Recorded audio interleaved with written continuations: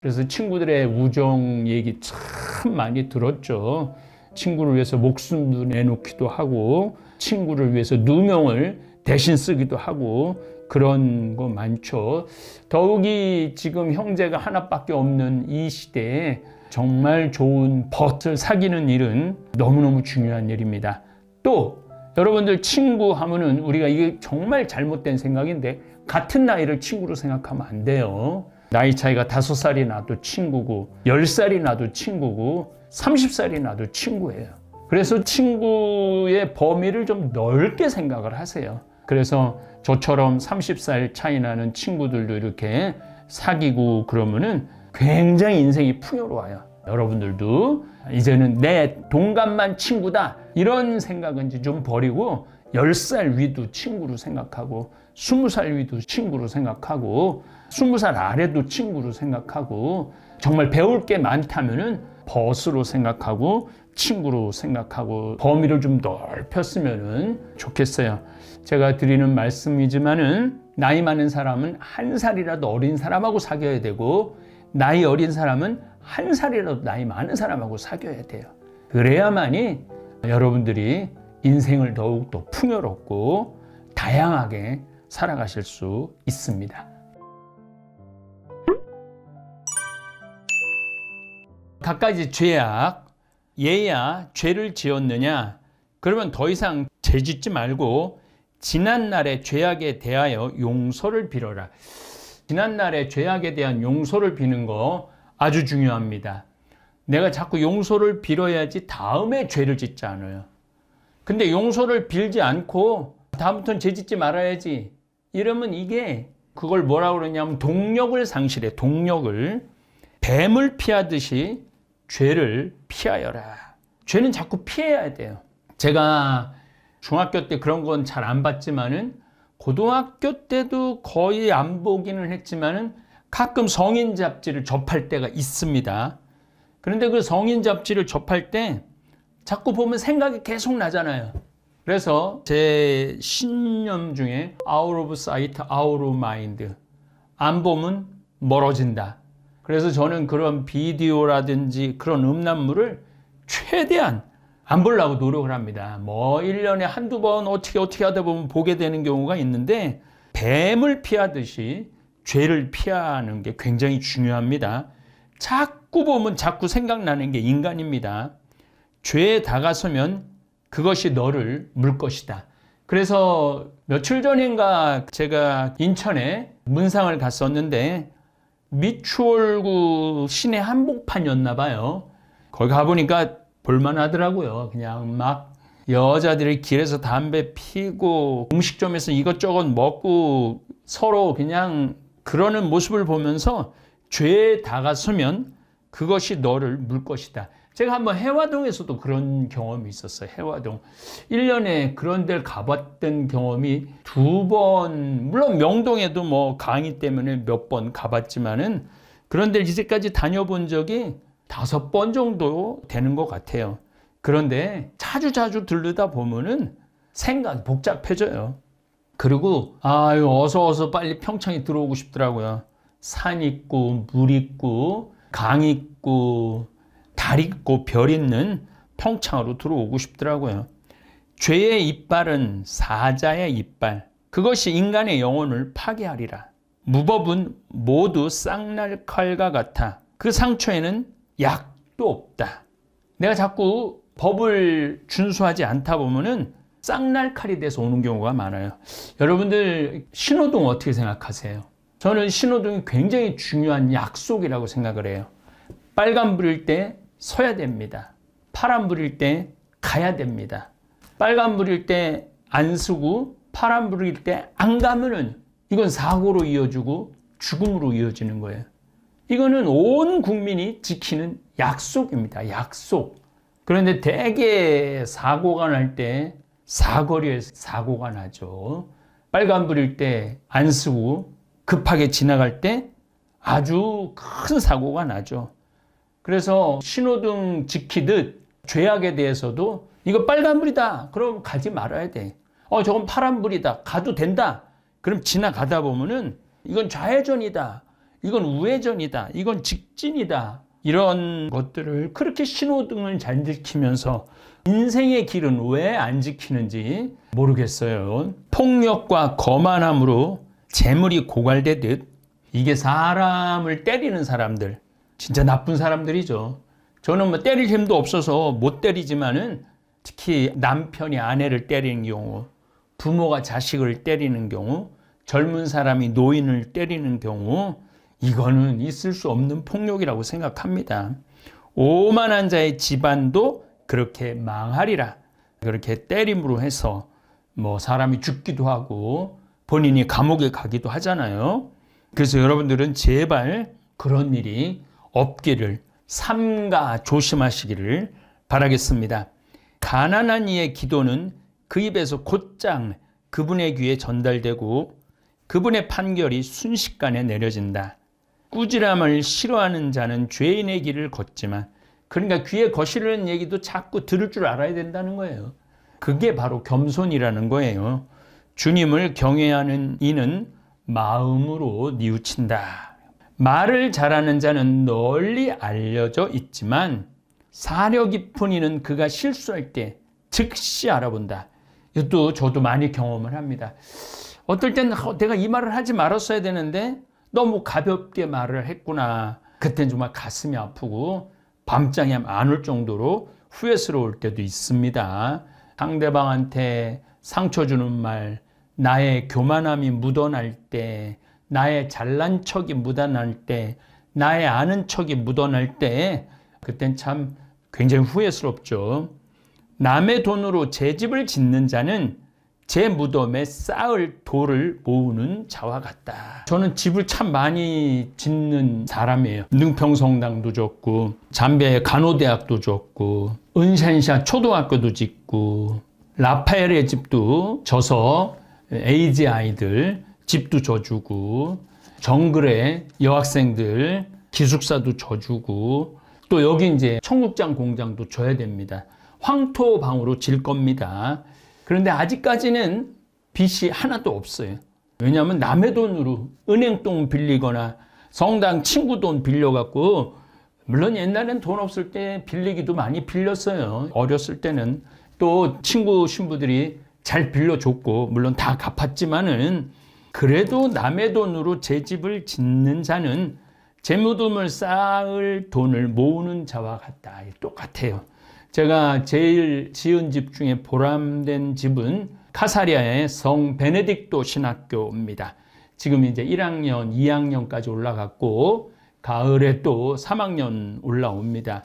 물론 간호대학도 굉장히 보람됐지만은 신학교를 줘서 사제를 양성할 수 있다라는 거, 그건 뭐 말할 수 없이 큰 기쁨이죠. 여러분들이 많이 도와줘서 제가, 이거 남의 돈이 아니죠. 여러분들 주머니에 있는 돈은 제 돈이라고 항상 생각합니다. 제 주머니엔 돈 없어도 우리 다볼사이버 성당 교우들 주머니에 있는 돈은 항상 선의를 위해서 기쁘게 내놓는 돈이기 때문에 어떻게 보면 제가 굉장히 행복한 사제가 아니라, 우리나라에서도 이런 행운을 누리고 사는 사람이 있을까? 이런 행운을 누리고 사는 사제가 있을까? 그런 생각을 해 봅니다. 무법자의 모임은 삼배 조각 묶은 것 같아 그들의 말로는 불꽃처럼 쓰러진다. 그걸 말로라는 게 끝 얘기를 합니다. 끝. 그들의 끝은 불꽃처럼 쓰러진다. 죄인들의 길은 편편한 돌로 깔려 있지만 그 끝은 저승의 구렁텅이가 있다.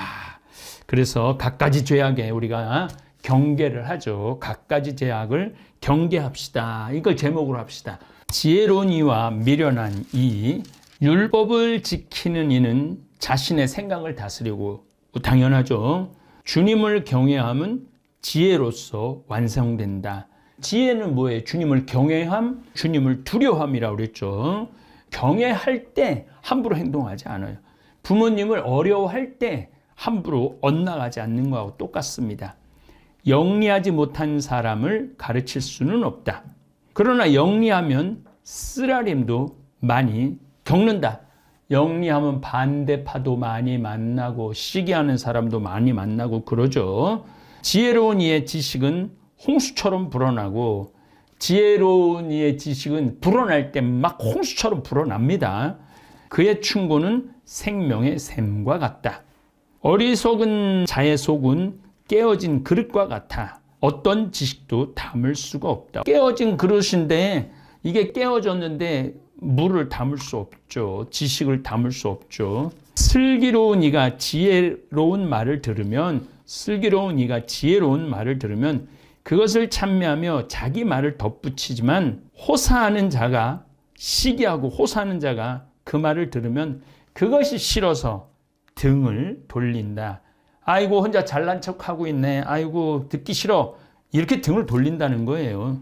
그 사람 말이 지혜롭고 슬기롭다면은 깊이 들을 필요가 있죠.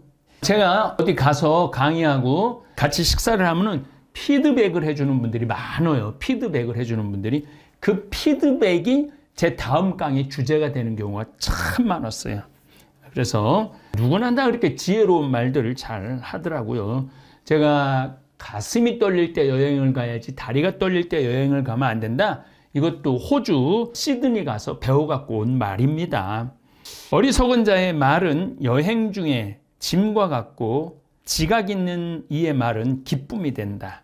현명한 이의 말은 모임에서 환영을 받고 그렇죠. 그의 말을 사람들이 마음에 새겨 듣는다. 현명한 말은 새겨 듣게 되죠. 어리석은 자에게 지혜는 폐허가 된 집과 같고 지혜를 싫어해요. 어리석은 자들은 하느님을 경외하지도 않고 하느님을 두려워하지도 않죠. 지각 없는 자에게 지식은 조리 없는 말과 같다.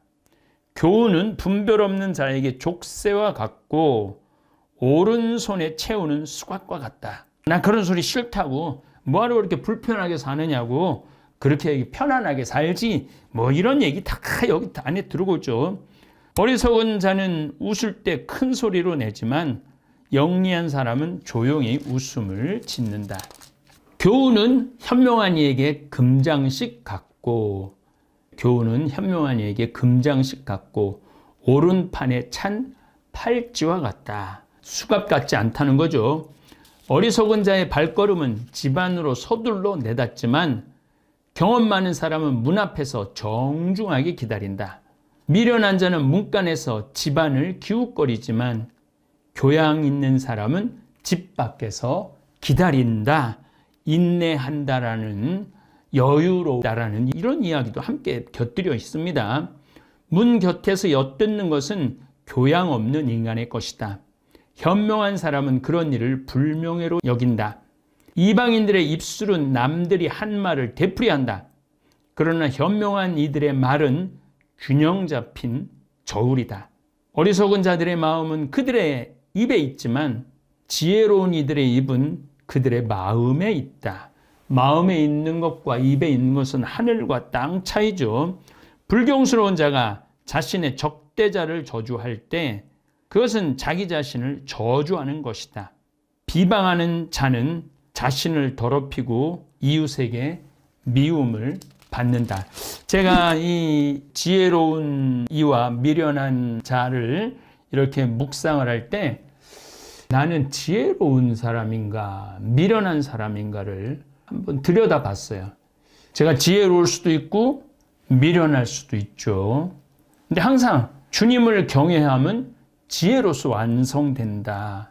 그러니까 하느님 아버지를 경외하고 하나님 아버지의 그 우주 만물, 이 오묘한 조화, 그리고 제가 그 오묘한 조화를 다 깨닫지도 못하는 미천한 인간이라는 거, 그런 거를 깨달을 때 미련한 자는 아닌 것 같아요.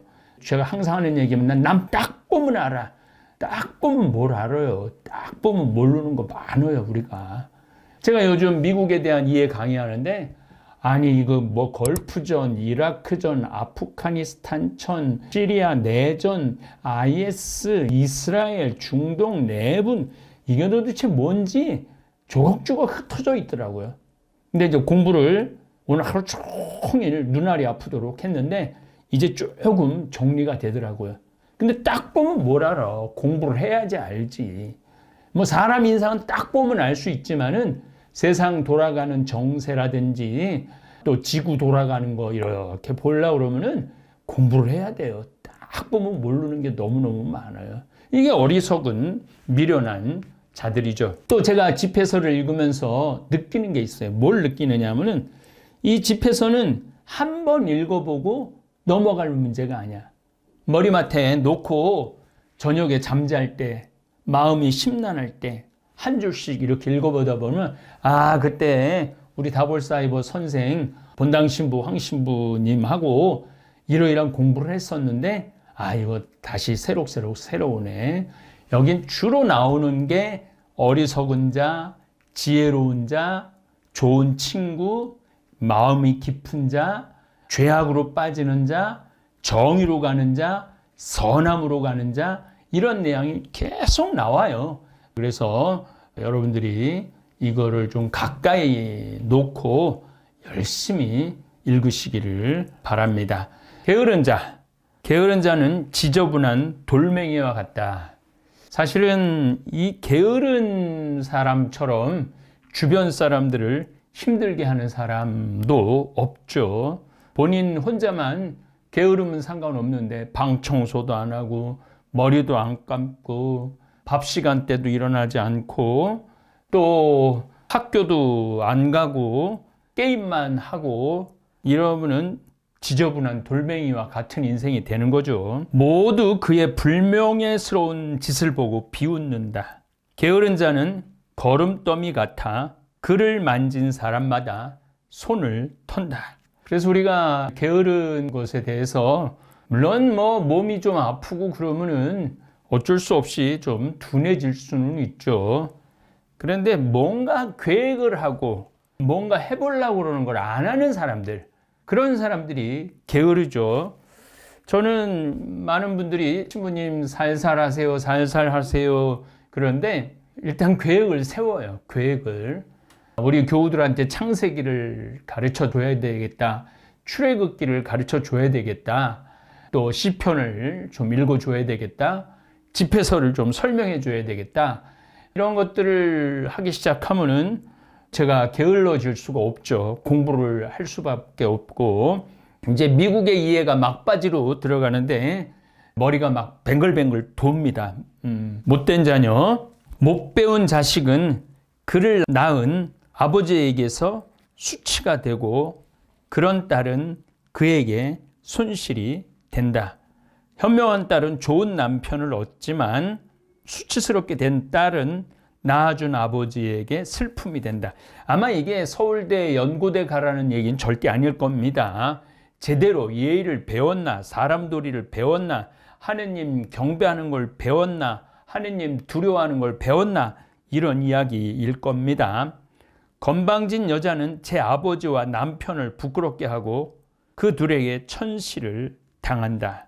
건방진 여자가 아버지하고 남편한테 천시당하는 건 당연하죠. 때에 맞지 않는 말은 초상집의 풍악과 같지만 회초리와 훈육은 언제나 지혜로 통한다. 제가 이거 굉장히 좋아하는 단어입니다. 회초리와 훈육. 자식을 키울 때 오냐오냐 해서 키우는 자식하고 회초리와 훈육이 굉장히 따라야 돼요. 무조건 회초리만 때리면은 잘못된 자식이 되죠. 그러나 이 훈육은 지혜로 통한다는 거예요.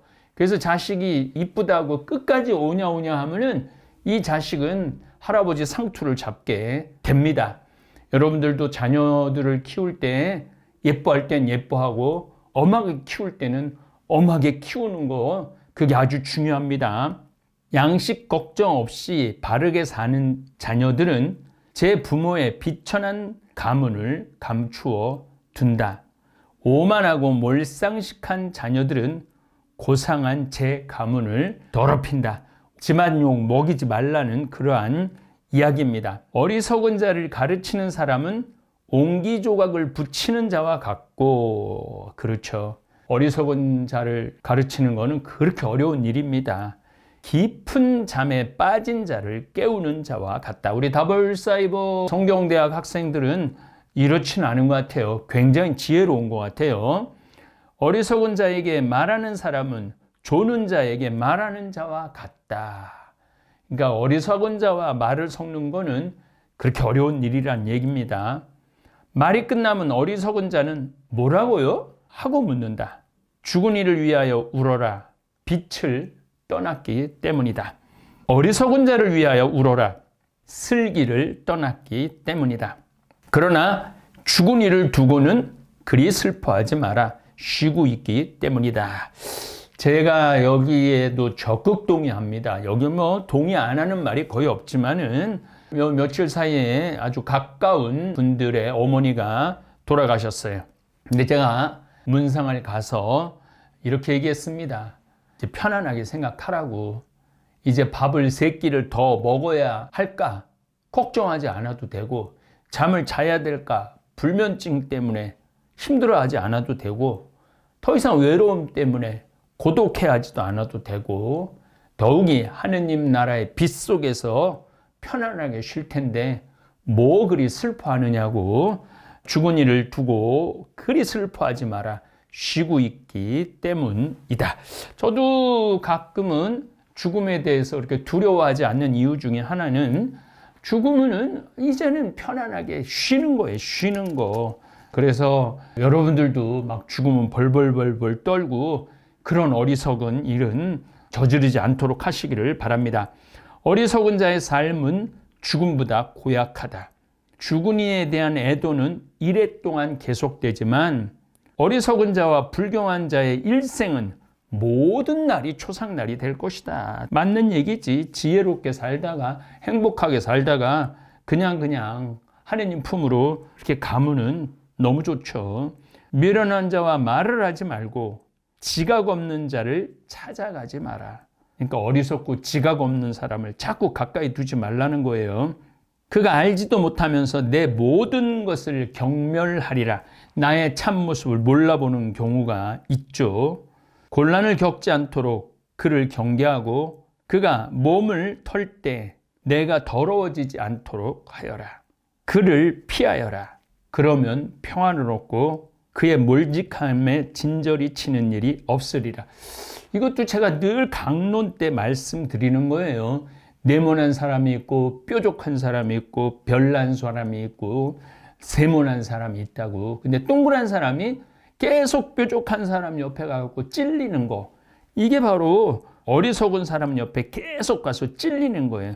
그가 몸을 털 때 내가 더러워지지 않도록 하여라. 그를 피하여라. 그러면 평안을 얻고 그의 몰직함에 진저리 치는 일이 없으리라. 속이 좁고 뭔가 말을 하면은 좀 비꼬고 또 세상을 바라보는 눈이 아주 지혜롭지 못한 사람을 친구로 두지 말라는 거예요. 남보다 무거운 것이 무엇인가? 그 이름 어리석은 자가 아니고 무엇이랴? 모래나 소금이나 쇳덩어리를 지는 것이 지각 없는 인간을 참아내는 것보다 쉽다. 건물에 단단히 물려있는 대들보는 지진에도 갈라지지 않는다. 이와 같이 오랜 국립 끝에 결정된 마음은 위기에서도 두려워하지 않는다. 뭔가 결정할 때 오래 궁리하라는 거예요. 지각 있는 생각으로 다져진 마음은 매끄러운 벽에 새겨진 장식과 같다. 높은 곳에 쳐놓은 울타리는 바람을 견뎌내지 못한다. 그렇죠. 높은 곳에 쳐놓은 울타리는 바람을 견뎌내지 못하죠. 이와 같이 어리석은 생각을 짓는 소심한 마음은 온갖 두려움을 견뎌내지 못한다. 여러분 주위에 어리석은 사람들이 있을 거예요. 책도 제대로 읽지 않고 생각이 깊은 사람한테 가서 조언도 듣지 않고 자기 말만 하는 사람도 있고 아주 편협한 생각을 가지고 있는 사람들도 있을 겁니다. 그런 사람은 가까이 하지 않는 것이 여러분들 인생에 도움이 많이 될 거예요. 그래서 다볼사이버 성경대학, 제가 뭐 여기 선생이라 드리는 말씀은 아니지만은 이 보물을 가지고 다른 자료를 가지고 하는 것도 아니고 이 보물을 조금 제가 알고 있는 얕은 지식으로 여러분들한테 설명을 해드리고 있습니다. 그래서 다볼 사이버 성경대학 이 수업에 충실하다면 여러분들은 정말 지혜로운 그러한 벗을 얻는 것과 마찬가지가 아닌가 그런 생각을 합니다. 우정, 눈을 찌르는 자는 눈물을 흘리게 하고 마음을 찌르는 자는 감정을 보이게 한다. 이야, 이게 뭐 눈을 찌르면 눈물을 흘리게 하고 마음을 찌르는 자는 감정을 보이게 한다. 그래서 제가 삐죽한 친구들 가능한 한 만나지 말라고 자꾸 말씀드리는 게 있어요. 삐죽한 친구 골라내는 방법이 있어요. 만나면은 누구 계속 험담하는 친구들, 그리고 10년 전에 했던 욕을 지금도 하는 친구들, 10년 전에 했던 원망을 지금도 하는 친구들, 이러는 친구들은 눈을 찌르는 사람이고 마음을 찌르는 사람이에요. 미래를 얘기하지 않는 사람들, 오늘을 이야기하지 않는 사람들, 꿈을 얘기하지 않는 사람들, 이런 사람들하고는 가까이 지낼수록 여러분들 인생에는 손해를 볼 겁니다.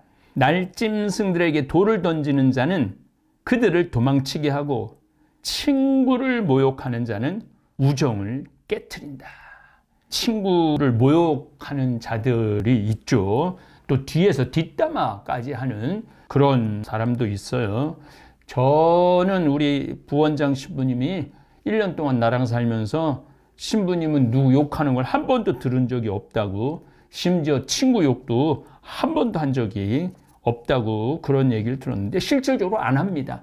왜냐하면은 친구 동문, 같은 동문이라는 게 같은 문을 나왔다고 그래서 동문이에요. 학교 동문도 마찬가지죠.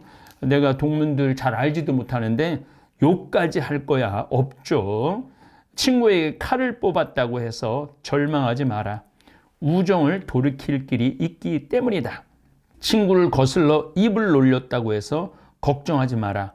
화해할 길이 있기 때문이다.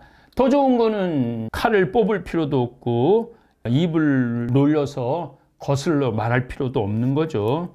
다만 모욕과 오만, 비밀의 폭로와 비열한 공격, 그렇죠. 모욕과 모만을 주고 비밀을 폭로하고, 어렸을 때 걔가 그렇게 살았던 애야, 어렸을 때 걔도 뭐 맨날 술 먹고 길에 쓰러져 있던 애야, 뭐 이런 말 굳이 할 필요가 없죠. 이런 것들에는 모든 친구가 도망간다. 이웃이 궁핍할 때 그의 신임을 얻어라. 그가 잘 될 때 함께 배부르게 되리라. 시련을 당하는 이웃 곁에 머물러 있어라. 내가 얼마 전에 우리 동창신부 어머니 두 분 방송 촬영 때문에 문상을 못 갔는데 너무너무 미안하게 생각을 해요. 그런 경우도 있더라고요. 사실 겉만 보고 경멸해서도 안 되고 지각 없는 부자를 보고 경탄해서도 안 된다. 돈 많다고 그냥 아유 저 사람 대단하다고 그래서도 안 된다는 거예요. 화덕에서 불이 일기 전에 김과 연기가 나오듯이 피 흘림이 있기 전에 욕설이 먼저 있다. 참 기가 막히네요. 나는 친구를 보호하는 것을 수치로 여기지 않고 그 앞에서 나 자신을 숨기지도 않는다. 그러나 그 친구 때문에 내게 불행이 닥친다면 그 소식을 들은 사람은 누구나 그를 경계하게 되리라. 그래서 친구들의 우정 얘기 참 많이 들었죠.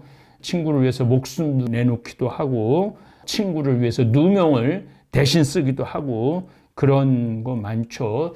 더욱이 지금 형제가 하나밖에 없는 이 시대에 정말 좋은 벗을 사귀는 일은 너무너무 중요한 일입니다. 또 여러분들 친구 하면은 우리가 이게 정말 잘못된 생각인데 같은 나이를 친구로 생각하면 안 돼요. 나이 차이가 5살이 나도 친구고 10살이 나도 친구고 30살이 나도 친구예요. 그래서 친구의 범위를 좀 넓게 생각을 하세요. 그래서 저처럼 30살 차이 나는 친구들 사귀고 그러면은 굉장히 인생이 풍요로워요. 여러분들도 이제는 내 동갑만 친구다 이런 생각은 좀 버리고 10살 위도 친구로 생각하고 20살 위도 친구로 생각하고 뭐 20살 아래도 친구로 생각하고 정말 배울 게 많다면은 벗으로 생각하고 친구로 생각하고 범위를 좀 넓혔으면 좋겠어요. 제가 드리는 말씀이지만은 나이 많은 사람은 한 살이라도 어린 사람하고 사귀어야 되고 나이 어린 사람은 한 살이라도 나이 많은 사람하고 사귀어야 돼요.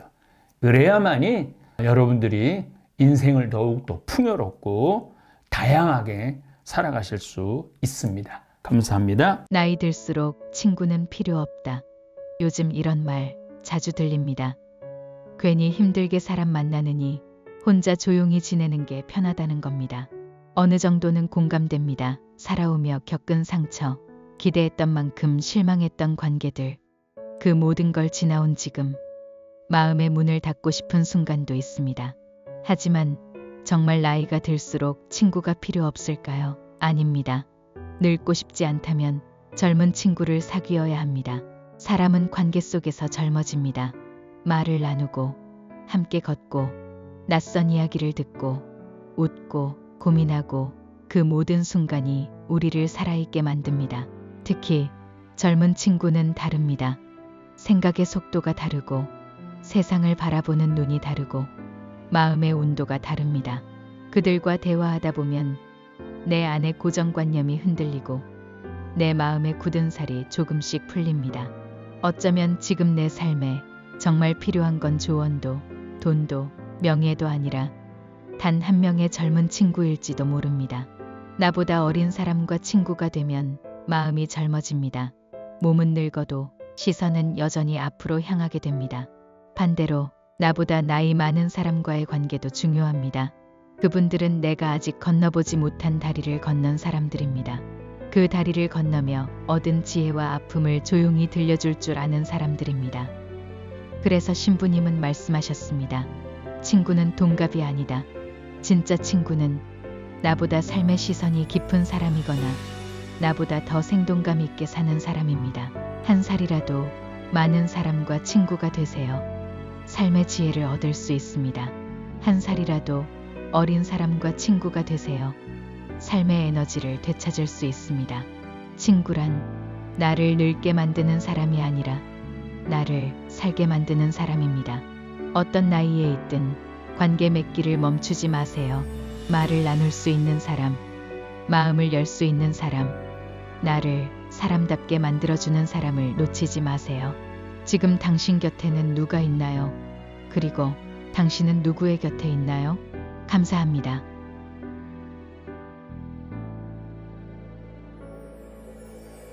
하늘에 계신 우리 아버지, 아버지의 이름이 거룩히 빛나시며 아버지의 나라가 오시며 아버지의 뜻이 하늘에서와 같이 땅에서도 이루어지소서. 오늘 저희에게 일용할 양식을 주시고 저희에게 잘못한 일을 저희가 용서하오니 저희 죄를 용서하시고 저희를 유혹에 빠지지 않게 하시고 악에서 구하소서. 아멘.